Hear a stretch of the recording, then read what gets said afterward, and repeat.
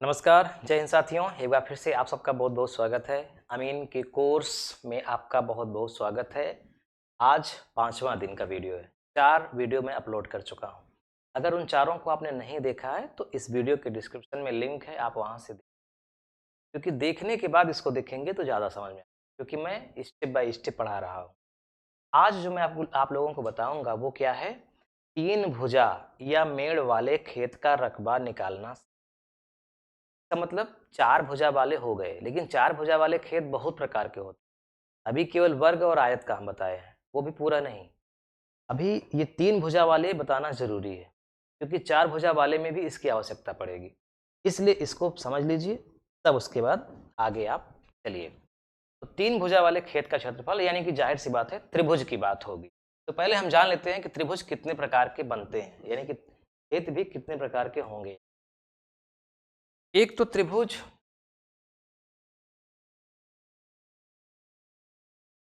त्रिभुज बनेगा बिल्कुल ऐसा। ये भी एक खेत है, तो पहला प्रकार मान लीजिए। ये भी खेत है, दूसरा प्रकार मान लीजिए।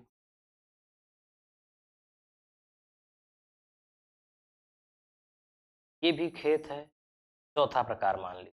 अब तीसरा मान लीजिए।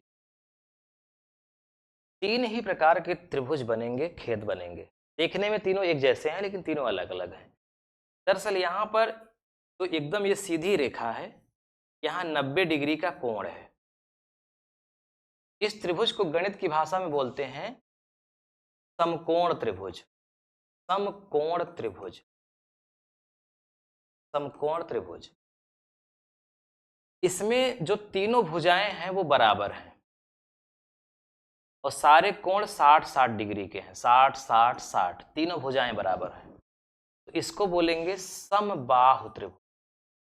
समबाहु यानी कि जिसकी भुजाएं बराबर हों, समान हों। इसमें तीनों भुजाएं अलग अलग हैं, इससे बड़ी ये, इससे बड़ी ये, तीनों अलग अलग भुजाएं हैं। इसका नाम है विषम बाहु। समबाहु त्रिभुज यानी कि जिसकी जिसकी बाहु यानी कि जिसकी भुजाएं विषम हो, यानी कि अलग अलग। गणित में आप पढ़ेंगे कि समद्विबाहु होते हैं जिसकी 2 भुजाएं बराबर हो, वगैरह वगैरह। उसमें हमको नहीं जाना है, हमको काम की बात समझना है।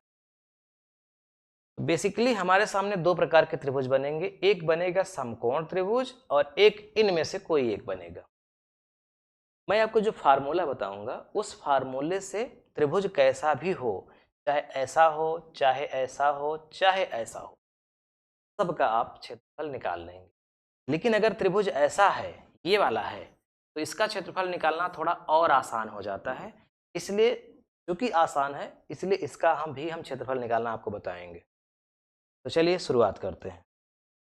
तो सबसे पहले हम बात करते हैं यही जो हमारे सामने था, समकोण त्रिभुज। समकोण त्रिभुज। अच्छा, आप जानेंगे कैसे कि जो खेत है वो समकोण त्रिभुज वाला है? तो ये भी मैं आपको बता देता हूं कैसे आप जानेंगे। भाई पहचानना भी तो चाहिए ना कि समकोण है कि नहीं है।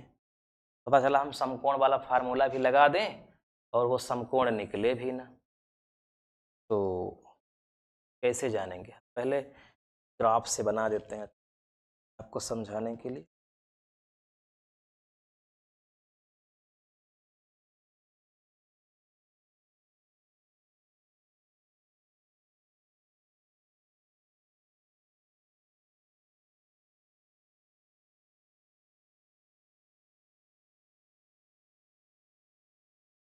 हमारे सामने एक त्रिभुज है, आपको दिख रहा है, बहुत अच्छा त्रिभुज बना है। इस त्रिभुज में हम कैसे जानेंगे कि ये जो कोना है वो 90 डिग्री का है? कैसे पता करेंगे? कैसे पता करेंगे कोना हमारा 90 डिग्री का है? अच्छा, ये जो त्रिभुज है, समकोण त्रिभुज है, इसमें एक ही कोना 90 डिग्री का होगा। ऐसा नहीं है कि ये भी कोना 90 डिग्री का है, ये भी कोना, ये भी कोना, नहीं। 3 कोने होंगे। कोने का मतलब कोण। 3 कोण होंगे, तीनों में सिर्फ एक कोण 90 डिग्री का होगा, बाकी 90-90 डिग्री से कम। अच्छा, ये कोण क्या होता है, थोड़ा सा ये भी देख जान लीजिए। हम लोग गणित भाषा में पढ़ते हैं कोना, कोण। जो कोण होते हैं उसी को गणित में कोण बोलते हैं। तो ये कोना जो होता है वो कितने डिग्री का होता है? तो टोटल जो कोण होते हैं वो होते हैं 360 डिग्री। आप लोगों ने पढ़ा होगा ना कि व्यक्ति अब पूरा 360 डिग्री घूम जाता है, व्यक्ति 180 डिग्री घूमता है, हमारी आंखें 270 डिग्री तक चली जाती हैं, घूम जाती हैं, 160 डिग्री घूमती, ऐसा वगैरह वगैरह। तो ये डिग्री मतलब कोई भी व्यक्ति 360 डिग्री ही घूम सकता है। 360 डिग्री का मतलब चारों ओर से चक्कर लगा लेना। जैसे हम आपकी ओर देख रहे हैं, ऐसे घूमते घूमते घूमते घूमते फिर से हम आपकी ओर आ गए, तो हम पूरा 360 डिग्री कोना घूम लिए। हमने जो कोण बनाया वो पूरा 360 बनाया। अब अगर हम आपकी तरफ देख रहे हैं और जस्ट अपनी बाएं तरफ देखने लगे, तो हम सिर्फ और सिर्फ 90 डिग्री घूमे, ठीक, सिर्फ 90 डिग्री। और अगर हम आपकी तरफ देख रहे हैं, हम एकदम पीछे देखने लगे, इसका मतलब 90 90 180 डिग्री घूम गए। ठीक है, तो ये कितना डिग्री घूमना हुआ? ऐसे रेखा आ रही है, जस्ट इधर घूम गई, तो ये 90 डिग्री घूमी। तो ये करेक्ट 90 डिग्री कैसे पता करेंगे, ये जानना जरूरी है। और ये जो तीनों कोने होंगे ये टोटल होंगे 180 डिग्री। जो चतुर्भुज बनता है उसमें चारों कोण जोड़ देंगे तो हो जाएगा 360 डिग्री। एक वृत्त जो होता है वो होता है 360 डिग्री का। इसी तरह से अगर 5 भुजाओं वाली आकृति है तो वो होती है 540 डिग्री की। जितने भुजाएं बढ़ती जाएंगी उतना कोण बढ़ता जाएगा, लेकिन हमें 360 डिग्री तक ही समझना है।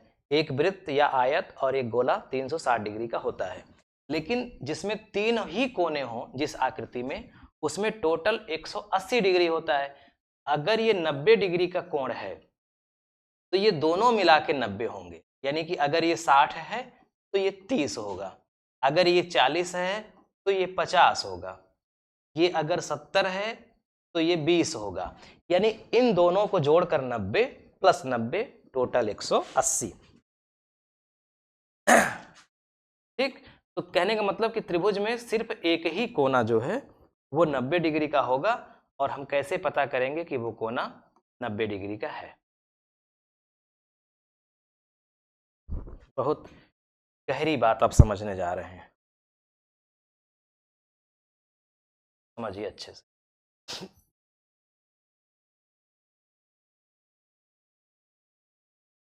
हम ले लेते हैं एक ठो फीता। क्या ले लेते हैं? फीता।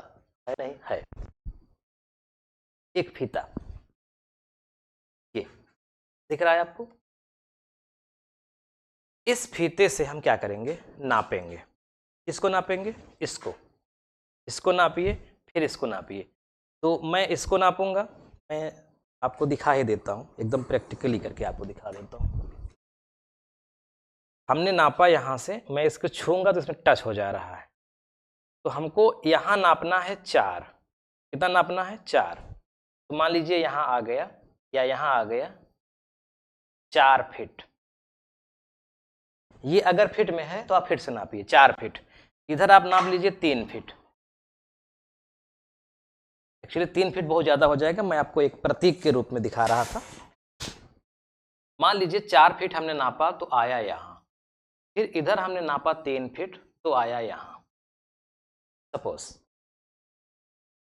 अब जहां ये मिला है वहां से और जहां ये मिला है यहां तक, इसको नाप लीजिए।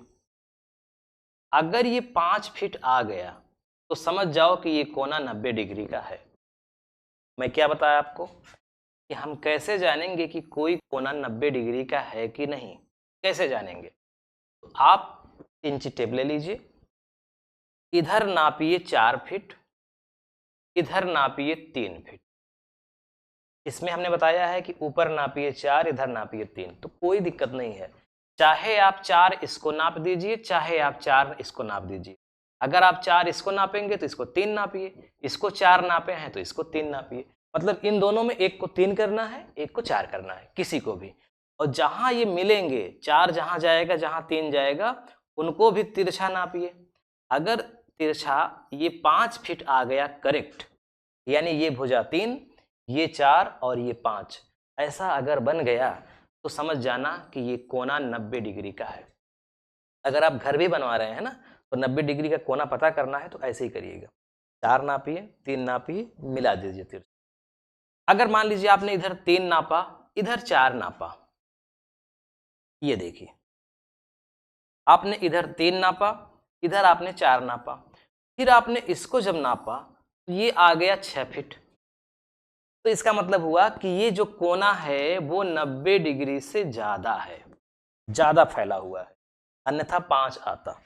या फिर आपने इसको 3 नापा, इसको 4 नापा, फिर आपने इसको नापा तो ये भी 4 आ गया या 4.5 आ गया, यानी कि 5 से कम आ गया अगर, तो इसका मतलब कि ये कोना 90 डिग्री से कम है। तो अगर ये वाली भुजा 5 से कम आएगी तो कोना 90 डिग्री से कम होगा, ये वाली भुजा 5 से ज्यादा आएगी तो कोना 90 डिग्री से ज्यादा हो जाएगा।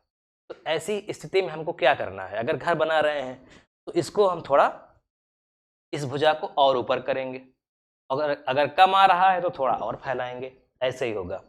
तो जब भी हम खेत नापने जाएंगे पता करेंगे कोना 90 का है कि नहीं, इधर 4, इधर 3, इधर 5, करेक्ट आ गया तो 90 है, अन्यथा 90 नहीं है। अब अगर 90 नहीं है तो फिर हमको जो समकोण त्रिभुज वाला फार्मूला जो मैं बताने जा रहा हूं वो अप्लाई नहीं करना है, फिर गलत हो जाएगा, क्योंकि 90 डिग्री कोना है ही नहीं, तो वो काम ही नहीं करेगा फार्मूला। फार्मूला कब काम करेगा, जब करेक्ट 90 उतरेगा तब। अब अभी मैं आपको 90 वाला बता रहा हूं, अगर 90 नहीं उतरेगा तो क्या करेंगे तो मैं आगे बताऊंगा। अभी तो आप देखिए कि 90 अगर उतर जाता है तो क्या होगा।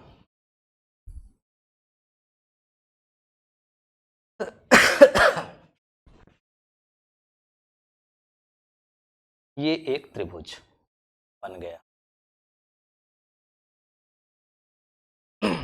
यहां से यहां तक नाप दिया हमने, आया 40 फुट। ये वाली भुजा नापा, आया 30 फुट। ये वाली भुजा नापने की हमको जरूरत ही नहीं है, चाहे हम उसको नापें या चाहे इसको न नापें। इस भुजा का नाम है विकर्ण, गणित की भाषा में इसको बोलते हैं कर्ण या विकर्ण।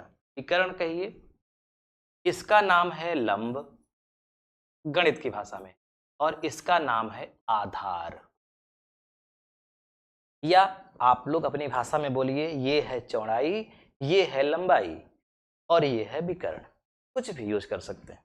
चित्र वैसे ही बना है तो फार्मूला वही काम करेगा। अब इस समकोण त्रिभुज का जो क्षेत्रफल निकालना है, रकबा निकालना है, इसका रकबा क्या होगा, इसका रकबा होगा लंब या लंबाई गुणित आधार या फिर चौड़ाई बटे 2। यही फार्मूला है, वेरी सिंपल। लंबाई को लिखिए, चौड़ाई को लिखिए और 2 का भाग कर, यानी लंबाई का चौड़ाई में गुणा करके 2 का भाग कर देना है। 40 का 30 में गुणा करेंगे 1200 आएगा, 1200 में 2 का भाग करेंगे 600, आंसर आ गया वर्ग फुट। अब एक चीज आपने गौर किया, ये जो विकर्ण था इसकी जरूरत ही नहीं पड़ेगी इसका क्षेत्रफल निकालने के लिए, तो इसका मतलब हम इसको नापें या ना नापें इसका कोई रोल ही नहीं है, क्योंकि हम पता करेंगे ही कि ये वाला कोना 90 है कि नहीं, और अगर 90 उतर गया तो फिर इसे नापने की जरूरत नहीं, सिर्फ इसका और इसका इस्तेमाल, इसका गुणा करके जो आए उसमें 2 का भाग कर दीजिए, आंसर आ गया। ये भुजा चाहे जितनी लंबी हो, चाहे जितनी लंबी हो, नाप लीजिए, और ये भी चाहे जितनी लंबी हो, चाहे ये दोनों बराबर बराबर ही हो, उससे कोई मतलब नहीं, ये कोना 90 होना चाहिए। इन दोनों का गुणा करके जो आए उसमें 2 का भाग कर दीजिए, कहानी खत्म। ये है समकोण त्रिभुज का रकबा निकालने का फार्मूला। अगर मीटर में है तब भी गुणा करिए, फुट में है तब भी, जरीब में है तब भी, चाहे जिसमें है। हो सकता है कि आपका खेत ऐसे हो, ये कोई दिक्कत नहीं है, ये है 50 मीटर, ये है 60 मीटर, आपने पता किया ये कोना 90 है, अब 90 है तो इसको नापने की जरूरत ही नहीं है, सीधा 50 में 60 का गुणा किया और 2 का भाग किया, 5 छंग 30, डबल 0 3000 बटे 2 बराबर 1500 वर्ग मीटर। इधर आ गया। चाहे जैसा हो, ऐसे है तब भी, क्योंकि 90 डिग्री का है, ये है लंबाई और ये है चौड़ाई, यानी कि आधार। लंबाई 10 मीटर, चौड़ाई 5 मीटर। 10 का 5 में गुणा करके 2 का भाग करिए, 50/2 बराबर 25। क्लियर? कोई संशय? कुछ नहीं, एकदम क्लियर हो गई बात, कोई दिक्कत ही नहीं है। अब आपको दिखाते हैं कि यदि 90 डिग्री का नहीं हुआ तो क्या करेंगे। अगर 90 डिग्री का नहीं हुआ तो क्या करेंगे, तो उस त्रिभुज का नाम क्या होगा? विषमबाहु त्रिभुज। विषमबाहु त्रिभुज।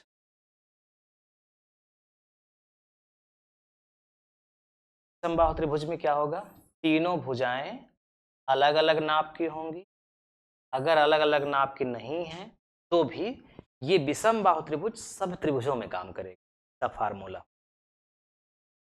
मैं लिख देता हूं। मान लीजिए ये है, एकदम छोटा छोटा लिखूंगा, एकदम आसान रहेगा। मान लीजिए ये है 3 जरीब, इसकी लंबाई है 2 जरीब, और मान लीजिए इसकी लंबाई में कितना, 4 जरीब कर देते हैं। 4 जरीब। एक चीज और जान लीजिए, त्रिभुज में मैं एक छोटा सा त्रिभुज बना रहा हूं आपके सामने। इसकी लंबाई है 3 जरीब, इसकी लंबाई है 2 जरीब, इसकी लंबाई है 6 जरीब। जो व्यक्ति अमीन बना है, गणित पढ़ा है अगर, तो उसको, अगर जो मैं बात बताने जा रहा हूं अगर नहीं भी बताऊंगा तो भी बात पकड़ लेगा, कर लेगा। लेकिन जो गणित नहीं पढ़ा है वो नहीं पकड़ पाएगा, कभी भी नहीं पकड़ पाएगा। इसीलिए मैं गणित की सारी बात बताता हूँ। मैं ये मान करके बताता हूँ कि आपको नहीं आती है, इसलिए आप स्किप मत किया करिए कुछ भी। ये दरअसल गलत है। आप कभी भी इस त्रिभुज का क्षेत्रफल नहीं निकाल पाएंगे, क्योंकि यह एक काल्पनिक त्रिभुज है। ऐसा त्रिभुज इस ब्रह्मांड में बन ही नहीं सकता। हम भले इसको मतलब कॉपी में बना दिए, लिख भी दिए, लेकिन जब हम इसको नापेंगे ना, तो ये ऐसा, मतलब जो नाप लिखा है इस नाप पे नहीं उतरेगा। हम लोगों को गणित में बताया जाता है, हम लोग भी पढ़ाते हैं गणित में, कि जो त्रिभुज की प्रॉपर्टी होती है, त्रिभुज की विशेषता होती है, वो ये होती है कि त्रिभुज में जो तीनों भुजाएं होती हैं, उनमें किन्हीं भी 2 भुजाओं को जोड़ेंगे तो तीसरी वाली भुजा से योग उसका ज्यादा आएगा। जैसे तीनों शर्त में, जैसे अगर मैं 3 में 2 जोड़ दूं, 3 धन 2 5 होगा, और जो सामने वाली भुजा है वो क्या है? 6 है।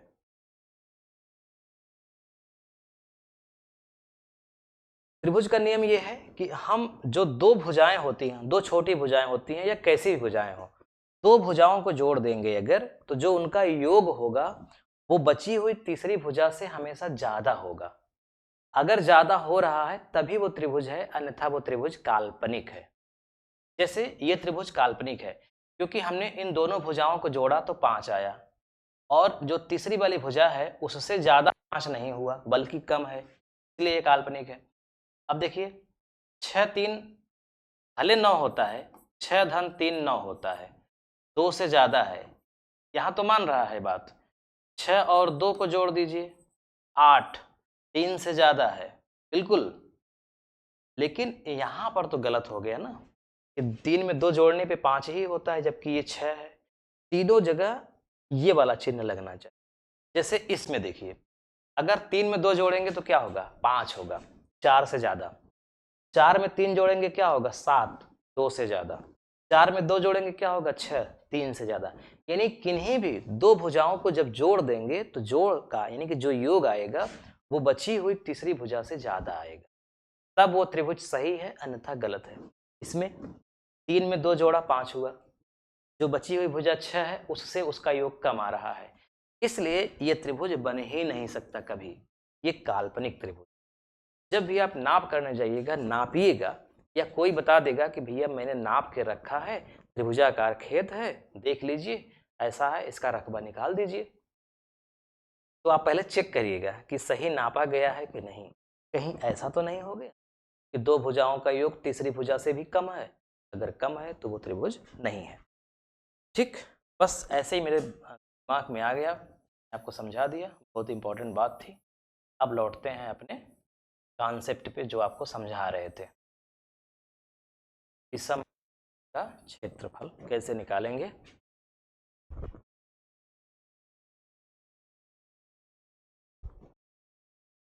चलिए, 3 जरीब, 2 जरीब और 4 जरीब।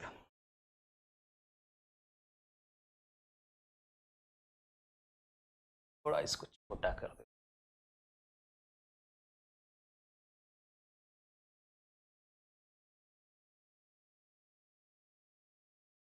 इसका नाम है पाइथागोरस, सॉरी गलत है, पाइथागोरस नहीं,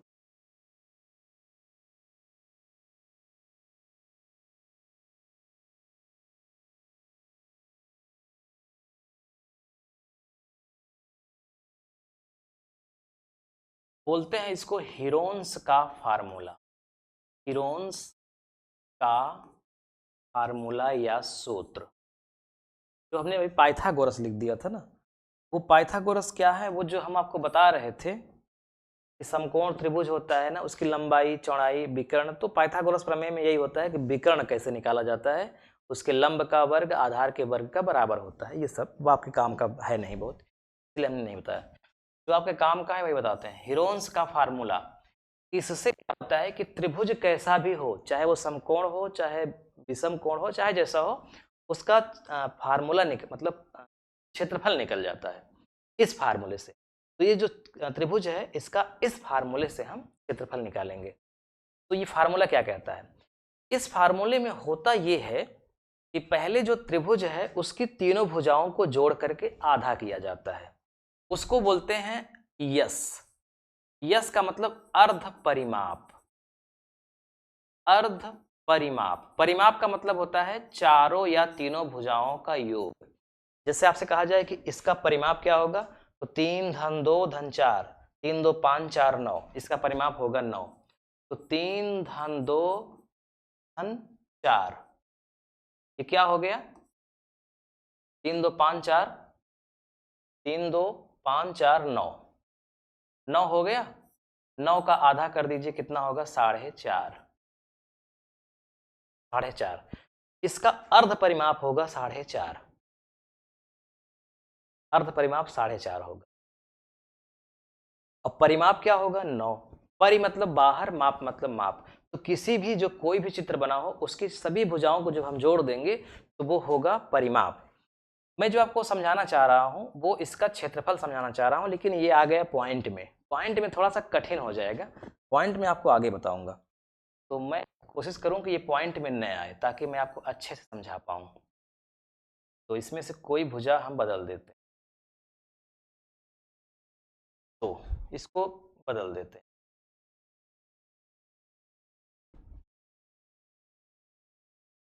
इसको भी कर देते हैं 3, 3 जरीब। ठीक है भाई, कोई दिक्कत नहीं, 3 3 भी 3 भी हो सकता है, 3 4 2 जो भी हो सकता है। 3 3 6 4 10, 10 में 2 का भाग किया, आ गया 5। हमने इसको नापा नहीं है, ऐसे ही अंदाज से दिया है आपको समझाने के लिए। लेकिन ये त्रिभुज है, चेक कर लीजिए, 3 3 6, 4 से ज्यादा हो रहा है, तो ये प्रॉपर्टी काम करनी चाहिए बस। तो इसका अर्ध परिमाप जो आया वो आया 5। क्या 5? 5 जरीब जो भी है। अब हम इसका निकालेंगे क्षेत्रफल, और क्षेत्रफल निकालने का फार्मूला क्या होता है, वो हीरोन्स का फार्मूला होता है ये वर्गमूल का बना देते हैं चिन्ह। ये चिन्ह है वर्गमूल का। वर्गमूल के चिन्ह में बनाने के बाद यहां लिखेंगे यस। यस मतलब ये अर्ध परिमाप, यस गुणित यस माइनस ए गुणित यस माइनस बी गुणित यस माइनस। इसको आप अच्छे से याद कर लीजिए। ये एस ए बी सी, ये क्या है? ये ए बी और सी जो है वो तीनों भुजा है। ये है ए, ये है बी और ये है सी। किसी को भी ए बी सी कर सकते हैं, जरूरी नहीं है कि ये ही ए है। आप इसको ए कर दीजिए, इसको बी कर दीजिए, इसको सी कर दीजिए, या इसको ए, इसको बी, इसको सी। मतलब कोई निश्चित यहाँ नियम नहीं है कि किसको आप ए रखेंगे। ऐसे भी कर सकते हैं, यहाँ लिख दीजिए एक, यहाँ लिख दीजिए दो, यहाँ लिख दीजिए तीन, यानी कि पहली भुजा, दूसरी भुजा, तीसरी भुजा, आपकी मर्जी। एक सिंबल के रूप में लिखा गया है जो दिखा रहा है कि अर्ध परिमाप लिख करके गुणा का चिन्ह लगा करके फिर उसी अर्ध परिमाप में पहली भुजा घटाएंगे, दूसरी भुजा घटाएंगे, तीसरी भुजा घटाएंगे और सबका गुणा करेंगे। ये आपको ध्यान रखना है। अर्ध परिमाप कितना है? 5 गुणित, ब्रैकेट बना दीजिए और फिर से लिखिए यस। यस का मतलब फिर से 5, 5 माइनस ए माने पहली भुजा। पहली भुजा कितनी है यहाँ पे? 3 गुणित, फिर से 5 लिखिए, दूसरी भुजा, दूसरी भुजा भी है 3 गुणित 5 माइनस तीसरी भुजा क्या है? 4। आगे बढ़िए। 5 गुणित 5 में 3 गया 2 गुणित 5 में 3 गया 2 गुणित 5 में 4 गया 1। ब्रैकेट हट गया। ब्रैकेट इसीलिए लगाया गया है ताकि ब्रैकेट वाले को पहले हल करिए। 5 में 3 घटा 2, गुणा का चिन्ह गुणा, 5 में 3 गया 2, गुणा का चिन्ह, 5 में 4 गया 1। अब पहले इसका आप गुणा कर दीजिए सबका। कैलकुलेटर निकालिए, मोबाइल में गुणा करिए। 5 दूना 10, दूना 20, 1 20।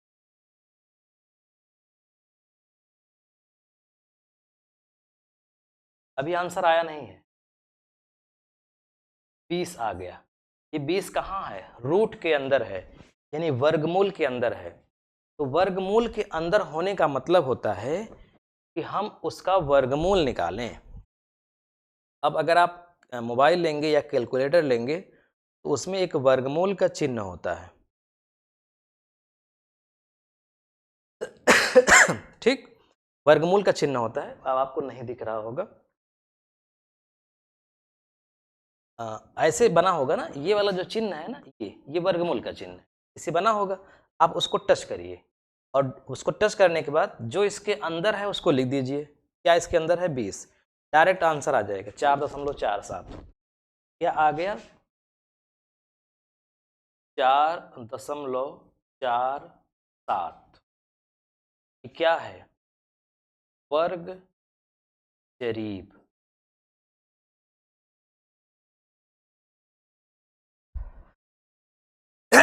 4.47 वर्ग जरीब आंसर आपका आ गया। अगर यहाँ पे 16 आया होता तो 16 का वर्गमूल 4 होता है, 25 आया होता तो 25 का वर्गमूल 5 होता है। लेकिन यहाँ पे जो भी आया है कैलकुलेटर से, अगर आप इस नियम से ना समकोण त्रिभुज वाला करेंगे तो भी आ जाएगा आंसर। अगर आप चेक करना चाहें तो चेक कर लीजिए। पहले इसका स्क्रीनशॉट ले लेते हैं, अभी आपको रिवर्स करके दिखाते हैं। एक दूसरा सवाल देख लेते हैं समझने के लिए। जैसे हमने एक समकोण त्रिभुज बना दिया, ये देखिए बन गया ना। हमने यहाँ पे क्या लिखा था? 3, यहाँ पे लिखा 4 और यहाँ पे लिखा 5। ये मीटर मीटर मीटर समकोण त्रिभुज है। तो पहले हम अपने पुराने नियम से लगाएंगे, तो लंबाई का चौड़ाई में गुणा कर दीजिए। 3 गुणित 4/2 तो 12/2 बराबर क्या आ गया? 6 वर्ग मीटर। इसका आंसर आ गया।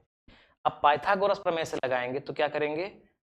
ये वाला चिन्ह बनाएंगे, सॉरी मतलब हीरोन्स के फार्मूला से, यस गुणित यस माइनस ए गुणित यस माइनस बी गुणित यस माइनस सी। यस क्या है इसका? यस का मतलब 5 3 8 4 12, 12 का आधा 6, तो यहाँ हुआ 6। यस मतलब समझ गए ना? ये 5 3 4, 5 4 9 3 12, 12/2 बराबर 6। ये है यस। तो 6 गुणित 6 माइनस 5 पहली भुजा, 6 माइनस 3 दूसरी भुजा, 6 माइनस 4 तीसरी भुजा। 6 गुणित 6 में 5 गया 1, 6 में 3 गया 3, 6 में 4 गया 2। 6 का 36, 18 दूना 36। अब बताइए 36 आ गया, 36 का वर्गमूल क्या होता है 6 वर्ग मीटर। हीरोन्स के फार्मूला से भी 6 वर्ग मीटर आया, और जो अभी मतलब समकोण त्रिभुज का फार्मूला था लंब गुणित आधार बटे 2, उससे भी आया 6। तो जो हीरोन्स का फार्मूला है उससे त्रिभुज कैसा भी हो, चाहे समकोण त्रिभुज हो चाहे समकोण ना हो, सबका क्षेत्रफल आ जाएगा। लेकिन लंबाई का चौड़ाई में गुणा करके आधा करने वाला जो है वो केवल इसमें काम करेगा जिसमें एक कोना 90 डिग्री का होगा, और फिर इसके लिए बड़ी वाली भुजा की जरूरत नहीं।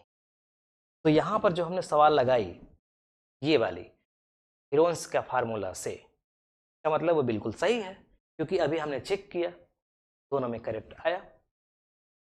अब करते क्या है कुछ लोग, मैं आपको दिखाना चाह रहा हूं 3 3 4, आपको बता देता हूं। जैसे मान लीजिए